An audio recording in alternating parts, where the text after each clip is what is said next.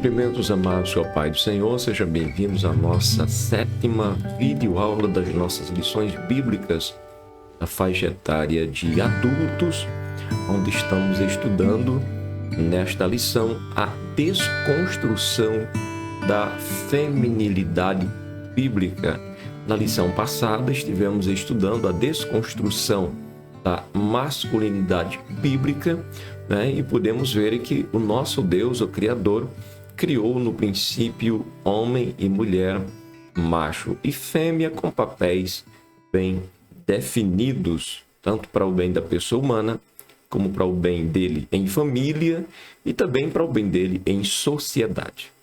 Hoje nós temos um texto inicial, texto áureo, em Provérbios 31, verso 30, que nos fala o seguinte: enganosa é a graça e vaidade a formosura, mas a mulher que teme ao Senhor, essa será louvada. Teremos aqui o nosso texto base para a lição de hoje, extraído do capítulo de número 31 do livro de Provérbios, que foi escrito pelo sábio Salomão e outras pessoas, outras poucas pessoas que chegaram a escrever também Provérbios. Verdade prática: a mulher foi criada para cooperar com o homem. Deus lhe confiou a dádiva da maternidade e função de ser esposa e auxiliadora. Longe desta informação ser um estado de escravidão ou de humilhação para a mulher, longe disso, quando na verdade o fato da mulher ter sido criada para cooperar com o homem e Deus ter lhe confiado ou confirmado nela a maternidade, também a função de esposa e auxiliadora, com isto tudo, ela tem edificado o seu lar. E quem neste universo de mundo físico e material não precisa de um lar? Não precisa de um lar estruturado, não precisa de um lar edificado. Todos nós precisamos, e um lar bem edificado nos ajuda e nos faz muito bem. Esta é a verdade. Então, a função da mulher não é uma função depreciativa, não é uma função de humilhação, pelo contrário. O nosso Deus não faz nada, absolutamente nada errado. Tudo que ele faz é correto, tudo que ele faz é certo. Então, nós temos criado por Deus alguém muito capacitado, muito suficiente, que é a mulher, para ajudar e cooperar com o homem em áreas que ele não conseguiria sozinho. Isso é o fato. Fato, é necessário dizermos que o homem não conseguiria só. E com a esposa, com a mulher, ele consegue, e consegue muito bem, por causa daquela que está lhe ajudando e cooperando com ele. Provérbios 31 e 10. Mulher virtuosa, quem a achará? Seu valor muito excede o de rubis. Quer dizer, muito excede o valor de joias preciosas. Para um bom entendedor, dá para saber o que a Bíblia está querendo dizer, não é verdade? Então, imagine agora aquelas pessoas que amam joias caríssimas. Imagine você com um anel no dedo custando milhões de reais, ou por que não dizer bilhões de dólares. E o que a Bíblia está dizendo aqui mesmo? Que a mulher é um ser desvalorizado? Não. Está dizendo que quem achará uma mulher virtuosa?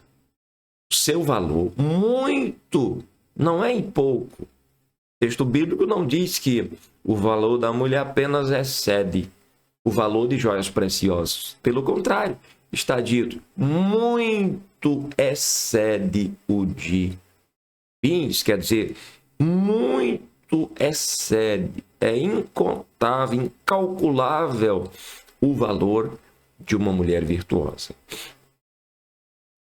Verso 11. O coração do seu marido está nela confiado, e a ela nenhuma fazenda faltará.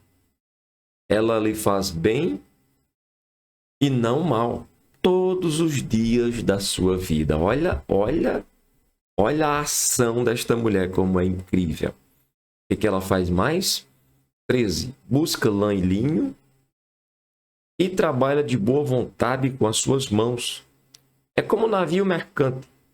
De longe traz o seu pão. Ainda de noite, se levanta e dá mantimento à sua casa e a tarefa às suas servas. Olha só, ela está edificando com tudo isso, viu? Examina uma herdade e adquire, planta uma vinha com o fruto de suas mãos, cinge os lombos de força e fortalece os braços, prova e vê que é boa a sua mercadoria, e a sua lâmpada não se apaga de noite. Estende as mãos ao fuso, e as palmas de suas mãos pegam na roca. Abre a mão ao aflito, e ao necessitado estende as mãos. Não temerá por causa da neve, porque toda a sua casa anda forrada de roupa dobrada.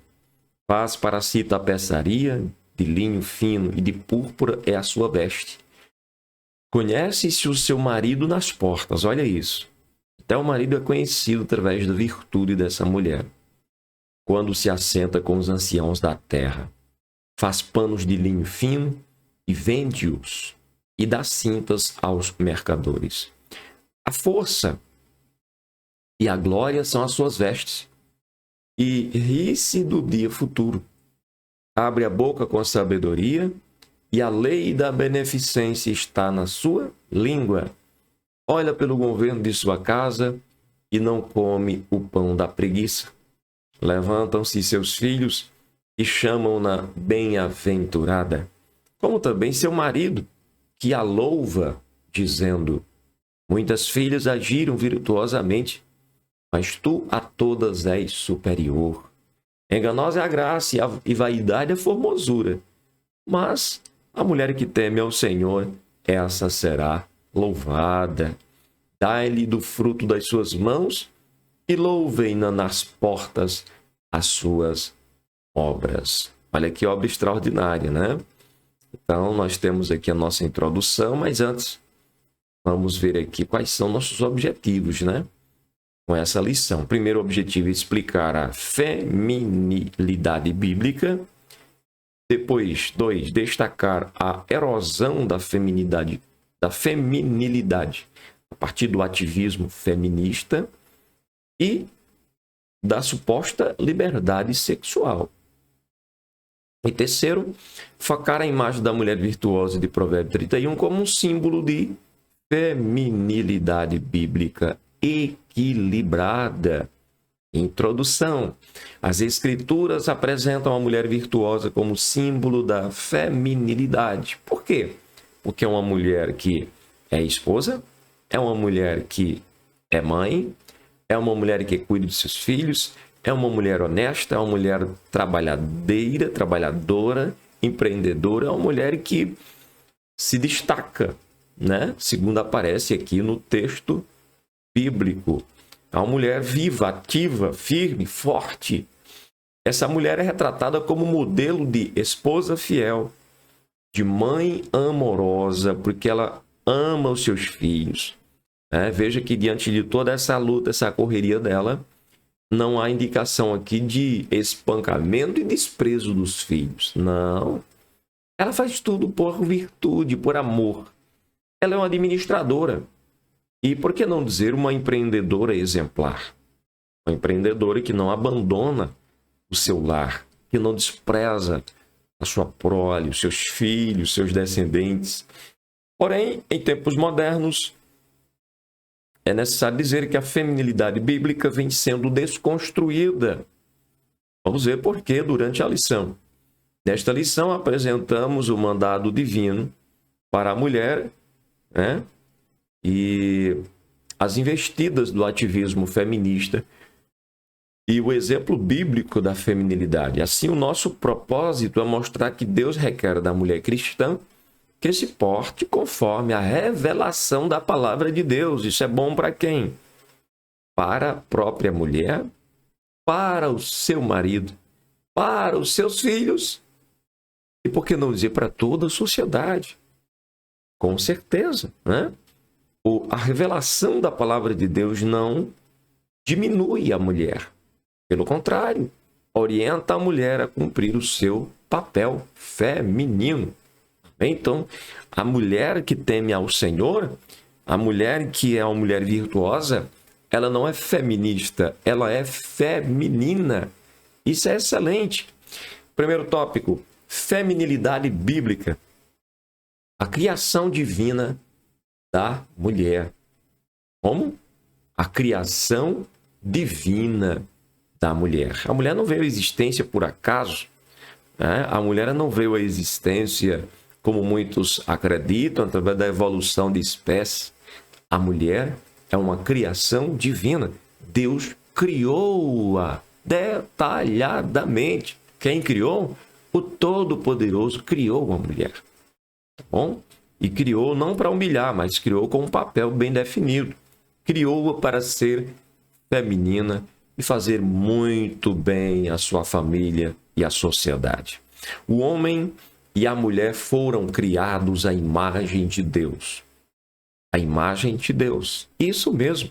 A mulher, assim como o homem, foi criada à imagem de Deus. Veja que Deus não diminuiu a mulher nesse quesito. O homem foi criado à imagem de Deus, a mulher também foi criada à imagem de Deus. Na ordem da criação, Adão foi criado antes de Eva. Em seguida, o Criador concluiu. Olha só o que Deus viu que não era bom. Não é bom que o homem esteja só. Veja que a mulher é tão importante que não existe nada nem ninguém capaz de substituí-la. Havia um mundo perfeito. Haviam seres perfeitos, porque foi Deus que criou. Não havia pecado no mundo, então tudo era perfeito. Porém, quando Deus olha, ele vê que o homem está só. Por quê? Porque havia outras espécies, outros animais, outras fêmeas de animais, mas nenhuma servia de companheira para o homem. Nenhuma servia de adjutora para o homem. Então Deus disse, não é bom. Não é bom que o homem esteja só. O homem estava na presença de Deus, o homem estava no Éden, lugar maravilhoso. O homem não morria, estava ali sem enfermidade nenhuma, não tinha problema nenhum. Porém, estava só, na solidão. Então, o que Deus faz? Deus criou a mulher a partir da carne e dos ossos do homem. Por que Deus fez assim? Por que Deus não fez um ser diferente? O objetivo de Deus era que homem e mulher fossem completos, se completassem a si mesmo. Que o homem, sabendo de que a mulher fora tirada de sua carne, dos seus ossos, a amasse com todo o seu coração. É isso que o texto bíblico está apresentando para nós. Então, quando alguém se ergue dizendo que a Bíblia Sagrada é um texto machista, porque o machismo não faz bem para ninguém, nem para o próprio macho, está completamente desconhecedor da verdade aquele que afirma que a Bíblia é machista. Veja nas suas páginas iniciais, logo em Gênesis 2, versos 21 e 22, nós temos aqui a maneira como Deus cria, o porquê que Deus cria a mulher, a função, a tarefa especial da mulher, o seu valor, sua importância e a expressão de Adão. Por isso, Adão a identificou, Gênesis 2, 23, dizendo, esta será chamada varoa, porquanto do varão foi tomada. Mas o Adão, ele identificou ela como? A expressão de Adão, eu vou abrir o texto para a gente não cometer nenhum equívoco aqui. Capítulo 2, verso de número, que como Deus criou a mulher. Verso 18 diz, não é bom que o homem esteja só, far-lhe-ei uma adjutora que esteja como diante dele. Vamos ver aqui o próximo versículo. Que verso 21, o Senhor fez cair um pesado sono sobre Adão. 22. Da costela que o Senhor Deus tomou do homem, formou uma mulher e trouxe a Adão. E disse a Adão, olha a expressão de Adão. Tem nada com machismo aqui, viu? Pelo contrário, uma imensa gratidão, um imenso amor, né, de Adão para com a sua companheira, adjutora, complementadora da sua vida, edificadora do lar, maravilha. E disse Adão, esta é agora osso dos meus ossos e carne da minha carne. Esta será chamada varoa, porquanto do varão foi tomada. Olha a expressão dele. Eu consigo perceber nesta expressão uma alegria muito grande, sabe? Uma alegria que ele não tinha nem mesmo com o próprio Deus ali presente, porque Deus é Espírito, é todo-poderoso, é Deus. E ele é um ser humano, não tinha outro ser humano igual a ele. E agora tinha. Igualzinho, e inclusive, né, com a imagem e a semelhança de Deus. Que maravilha, né? E aí o texto bíblico diz, portanto, deixará o varão, seu pai, sua mãe, e apegar-se-á à sua mulher. E serão ambos uma carne. Me diz aonde é que existe machismo aqui. Não existe. Pelo contrário, fala de apego. Se alguém diz que a Bíblia Sagrada dá base para que os homens machuquem, maltratem e diminuam as mulheres, não é isso que estamos encontrando no texto sagrado. Entende? Como você vai humilhar alguém com quem ou em quem você está apegado? Com aquilo que nós temos apego, daquilo nós zelamos. Claro que não estou usando esse aquilo referente à mulher, mas só um exemplo, né?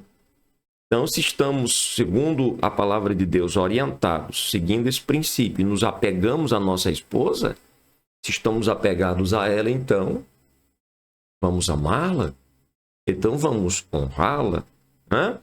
E ela é muito especial na vida do homem, né? E continuando aqui, no ato criativo, a imagem divina foi distribuída sem distinção entre eles, fazendo-os iguais diante do Altíssimo. Adão e Eva foram criados iguais em personalidade, criados iguais em valor, em honra e respeito. Porém, essa igualdade não quer dizer uniformidade de papéis. A Bíblia ensina a igualdade de ambos, mas também deixa claro as funções distintas de cada um. O homem tem suas funções e a mulher tem suas funções que são distintas das funções do homem. O homem tem a sua masculinidade e a mulher a sua feminilidade. Para o lar ser abençoado, para a pessoa ser abençoada e completa e feliz, não é desconstruindo a masculinidade do homem que vamos alcançar isso. Não é destruindo a feminilidade da mulher que vamos alcançar a vitória, a alegria, o verdadeiro prazer. Não. Pelo contrário, é reforçando a masculinidade do homem e reforçando a feminilidade da mulher. Só deixando claro que masculinidade não é a mesma coisa de que brutalidade e que feminilidade também não é a mesma coisa de feminismo. Então, quando vive-se os papéis direitinho, a pessoa é abençoada e completa, lar, família abençoada e sociedade muito bem estruturada. Segundo subtópico, a bênção da maternidade. Guarde isso. Bênção da maternidade. No mandato criacional, Deus ordenou ao homem e à mulher: frutificai, multiplicai-vos e enchei a terra. Obviamente, uma tarefa impossível para Adão realizar sozinho. Assim, a mulher foi criada com a bênção, repito, bênção da maternidade, não maldição. Tem muita gente hoje, infelizmente, sob influência de quem não deveria estar, né, lhe influenciando, que considera a maternidade uma maldição. Pelo contrário, a maternidade é uma bênção dada pelo próprio Criador. Né? A mulher foi criada com a bênção da maternidade, com a função de ser esposa e mãe. Olha isso. Isto é feminilidade. Adão a chamou de Eva, porquanto ela era mãe de todos os viventes. Desse modo, o papel natural da mulher inclui a dádiva da procriação, de cuidadora do lar. Ninguém cuida como a mulher. O homem pode até tentar, mas não é a mesma coisa, gente. Não é a mesma coisa, o homem não consegue. Eu mesmo aqui em casa, particularmente, já tentei, quando minha esposa sai, tentando ajudá-la, mas não fica igual. Eu posso usar para limpeza os mesmos produtos que ela limpa, mas não tem o mesmo realce, algo assim incrível.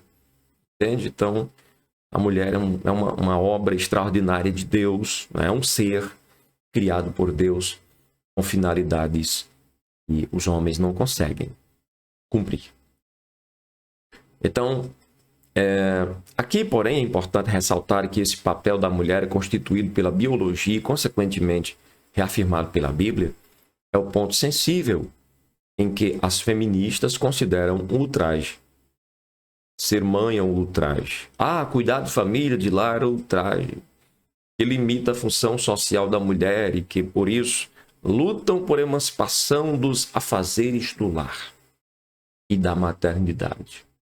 Quer dizer que vai ter que destruir o lar, não é isso? Porque não tem como inverter, não dá certo. Não funciona.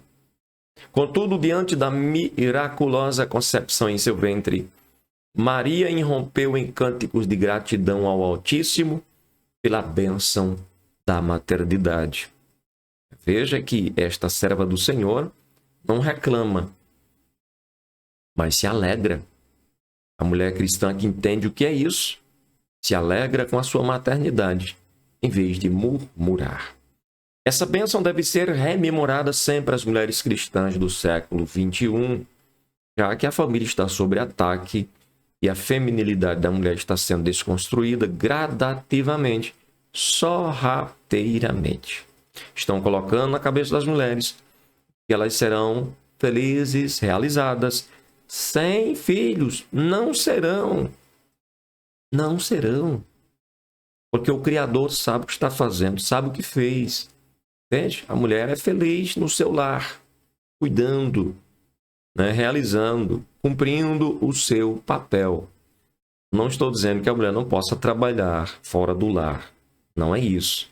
Estou dizendo que ela não pode abrir mão, abdicar do seu lar. A mulher como auxiliadora. A mulher foi criada para ser auxiliadora do homem. Vamos ler 1 Coríntios 11, verso 9. 1 Coríntios, capítulo de número 11. Cadê aqui? Versículo 9 está escrito: porque também o varão não foi criado por causa da mulher, mas a mulher por causa do varão. Aqui é quando fala sobre como as mulheres deviam apresentar-se diante de Deus na igreja, sobre a questão da posição, da autoridade no lar, na igreja, enfim. Mostrando que o homem foi criado primeiro, depois a mulher, mas que merece ser honrada, louvada, respeitada, amada, cuidada, protegida, enfim. Nesse caso, o termo auxiliador também é empregado para se referir a Deus. Se alguém se sente desconfortável, porque Salmo 33, verso 20, porque o texto bíblico apresenta a mulher como auxiliadora. Vamos ver o Salmo 33 e 20, o que está escrito aqui. 33, 20. A nossa alma espera no Senhor. Ele é o nosso auxílio e o nosso escudo. Porventura Deus estaria diminuído aqui, porque Ele é o nosso auxílio? Aquele que nos auxilia? Esse texto vai para aquelas mulheres que não aceitam o fato de Deus ter criado elas para ser auxiliadora. O próprio Deus aparece como auxiliador do homem. Quer dizer que ele é inferior a nós? em momento algum. Pelo contrário, auxilia quem tem potencial para auxiliar. Auxilia quem tem poder para auxiliar. Auxilia quem é gabaritado para isso. Então, quando Deus nos auxilia, não é porque Ele é inferior a nós. Pelo contrário, é porque Ele pode fazer coisas que nós não podemos. Então, quando a mulher nos auxilia, quando a Bíblia diz que a mulher auxiliadora de tutor do homem, não é porque ela é inferior. Pelo contrário, porque Deus lhe deu capacidades que nós não temos. E aí nós precisamos da mulher. Entende? Como o inimigo, às vezes, muda o sentido do texto para criar uma confusão, porque a função do adversário é essa, né? É tentar mudar, alterar a palavra de Deus para que ela perca o seu sentido. Então, para as mulheres que me ouvem agora, o fato de você ser auxiliadora do homem não quer dizer que você é menor, não quer dizer que você é inferior. Porque se fosse assim, Deus seria inferior a nós, porque Ele também nos auxilia. Entende? Temos isso também no Salmo 121. Eu achei importante esse texto, vamos ler outro texto. Salmo 121, verso 2. Salmo 121, verso 2. Olha só isso. O meu socorro vem do Senhor que fez o céu e a terra. Deus socorre. E quantas vezes, dentro desse contexto, a esposa também socorre o marido, os filhos. Né? Está dentro do contexto de auxiliador ou de auxiliadora. Tá certo? Vamos prosseguindo aqui na nossa lição, que é importantíssima. Portanto, auxiliar não é algo depreciativo, e sim uma nobre função de ajuda e de socorro. Nada de inferioridade. É isso, gente. Nesse aspecto, a Bíblia enfatiza que Deus criou a mulher para ser uma ajudadora idônea. Quem é que ajuda? Quem é inferior? Não. Quem tem potencial para isso. Quem tem potencial para isso. Isso foi assim porque Adão convivia com todos os seres criados, mas não achava. Não existia ali um auxiliar semelhante a ele, capaz de suprir essa necessidade. Então, por esse motivo, Deus fez a mulher para cooperar com o homem, não como alguém inferior, mas como complemento com suas igualdades e também com suas diferenças. Somos diferentes em alguns aspectos, somos diferentes em nossos papéis, mas justamente por isso nos complementamos. O que existe na mulher não é possível existir em mim. Capacidades, habilidades, qualidades não existem em mim, não existe no homem. Então, olha, longe de ser algo inferior, alguém inferior. Longe. Essa complementaridade mútua é necessária à formação do casal. É necessária a procriação. É necessária a satisfação sexual. Porque se fôssemos iguais em todos os aspectos, em tudo, não seria possível formar um casal. Não seria possível procriação. Não haveria multiplicação da espécie. Não haveria satisfação sexual. Vivência afetuosa e prazerosa é exigido dentro do contexto do relacionamento entre o homem e mulher. Então, essa complementaridade mútua é necessária à formação do casal, à procriação, satisfação sexual, vivência afetuosa e prazerosa para cumprir a vontade de Deus. Nosso segundo tópico, a desconstrução da feminilidade. O primeiro subtópico, o ativismo feminista. No século XIX, aconteceu na Europa e nos Estados Unidos da América a primeira onda do ativismo feminista. As mulheres reivindicavam direitos iguais aos dos homens. Primeiro a se popularizar foi o direito ao voto. No século XX, a segunda onda do feminismo lutou por direitos reprodutivos e liberdade sexual. A ativista Simone de Beauvoir estabelece uma das máximas do feminismo. Ela disse, não se nasce mulher, se torna mulher. Esse ativismo avança, se amplia para a discussão de gênero e o movimento toma conotações de empoderamento da mulher. O que era apenas uma luta por direitos passa a ser uma luta por superioridade. Em 2011, a partir de um fenômeno na Universidade de Toronto, no Canadá, se introduz o slogan "Meu corpo, minhas regras". Essa frase é bem complicada, porque sobre ela é posta ou através dela vem práticas das mais tristes e absurdas possível que o Criador não criou para a mulher viver. Eu acredito que todas que me ouvem agora sabem muito bem o prejuízo de crer desta maneira: meu corpo, minhas regras. Como cristãos, devemos afirmar e defender os direitos das mulheres. Sim, com certeza, porque quem tirou os direitos das mulheres não tem a origem em Deus. Não foi Deus que tirou. De forma alguma. É a Bíblia que tira. Não, não é a palavra de Deus que tira o direito da mulher. Pelo contrário. O homem caído. O ser humano caído. Entende? Ele tende a desenvolver um sentimento de superioridade. Veja isso na verdade. Qualquer um faria isso.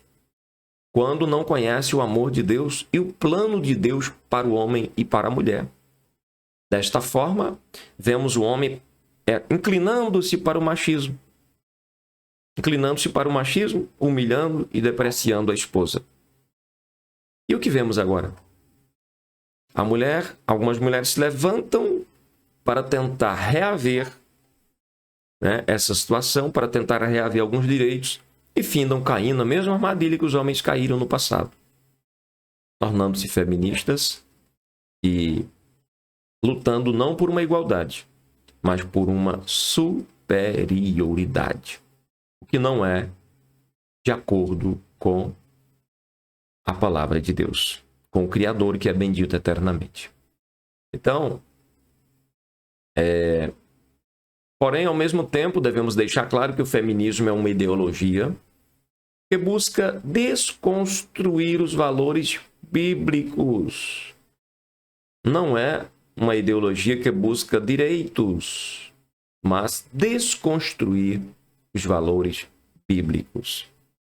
Se existe algum direito que reivindicam, porém, por trás disso, está camuflado ou não mais camuflado, mas está bem revelado já qual a verdadeira intenção. A liberdade sexual. A Bíblia se refere ao sexo como algo prazeroso entre o homem e a mulher nos limites do casamento. A satisfação sexual deve ocorrer dentro do matrimônio e ser precedida de amor mútuo entre ambos. Olha como a orientação bíblica é importante. Como que deve ser a relação sexual? Como você faz uso de um objeto? Não. A recomendação bíblica é dentro do casamento e precedida de amor. Aí você alcança a máxima satisfação da relação sexual. Por quê? Porque é dentro de um relacionamento de compromisso e acompanhado de amor. Aí sim, a relação sexual faz todo sentido. Fora isso, seria apenas um uso irresponsável do corpo. Entretanto, para o feminismo, esse modelo é repressivo e deve ser combatido em busca de libertação sexual da mulher. Isso não é bom. O que chamam de libertação, na verdade, é escravidão ou perversão.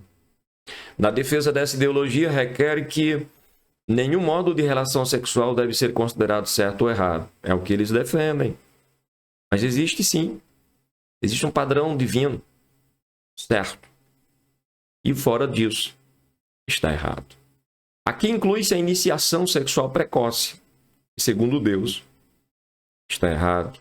A prática da homossexualidade, que, segundo as orientações do próprio Criador, ele não criou para isso. A fornicação, que também não é aprovada pelo Senhor. O adultério e a prostituição. Nada disso faz parte do projeto original de Deus para a humanidade. Nessa esteira, temas como o aborto, a gravidez indesejada e a desconstrução da família são radicalizados pelo ativismo ideológico do movimento. Ataques à família tradicional. A Escritura ensina que o casamento é monogâmico, heterossexual, monogâmico, um homem ou uma mulher, heterossexual, pessoas de sexos opostos diferentes, e indissolúvel. O projeto de Deus é que quem casou, só a morte separe. Entende? O projeto original de Deus é que os meritíssimos senhores juízes das comarcas não tenham o trabalho de divorciar ninguém. Por causa que o projeto original de Deus é indissolúvel. Casamento, só a morte. Pode separar um ao outro. Porém, para a ideologia do ativismo feminista, essa forma bíblica de matrimônio escraviza a mulher. Obriga o casal a ter relações sexuais apenas com seu cônjuge e tiraniza os laços conjugais que não podem ser rompidos. Nesse sentido, a visão marxista de desconstrução da família tradicional, promoção da liberdade sexual, que é a mesma coisa que libertinagem, e dissolução do matrimônio. Aí a pergunta que eu faço é a seguinte, diante disso: como fica a sociedade? Se desconstrói tudo isso, bem ou mal? Já é visível, né? Não preciso falar muita coisa, é visível. Basta sermos honestos na nossa observação e perceber que não faz bem. Esse conceito exerce forte influência no movimento feminista. Desse modo, o ativismo radical rejeita a maternidade, faz apologia ao aborto, considera ofensivo o papel da mulher como auxiliadora, enaltece a lascívia e engaja-se com uma luta de gênero contra os homens.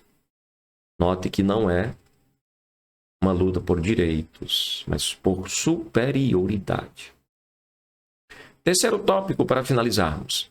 Mulher virtuosa, símbolo bíblico de feminilidade. Primeiro, ela é modelo de esposa fiel.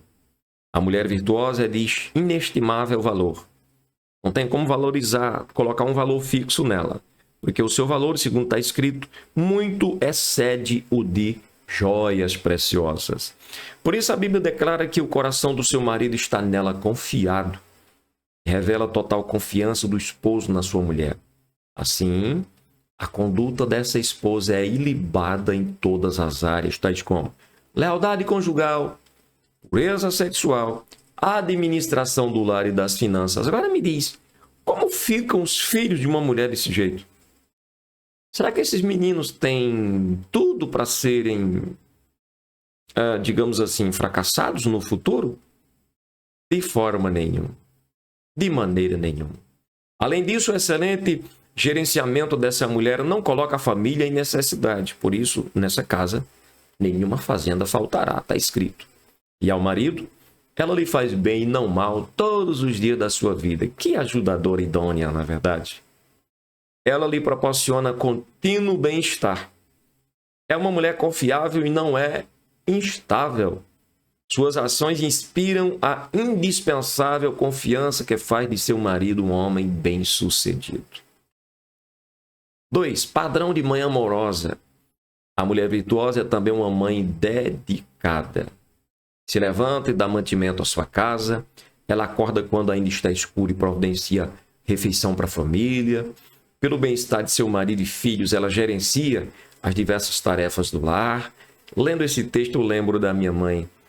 Quando eu ainda criança, gente, muito simples, na roça, né? Eu lembro que eu ia acordando com minha mãe, mexendo nas coisas lá por dentro. O que ela estava fazendo? Ela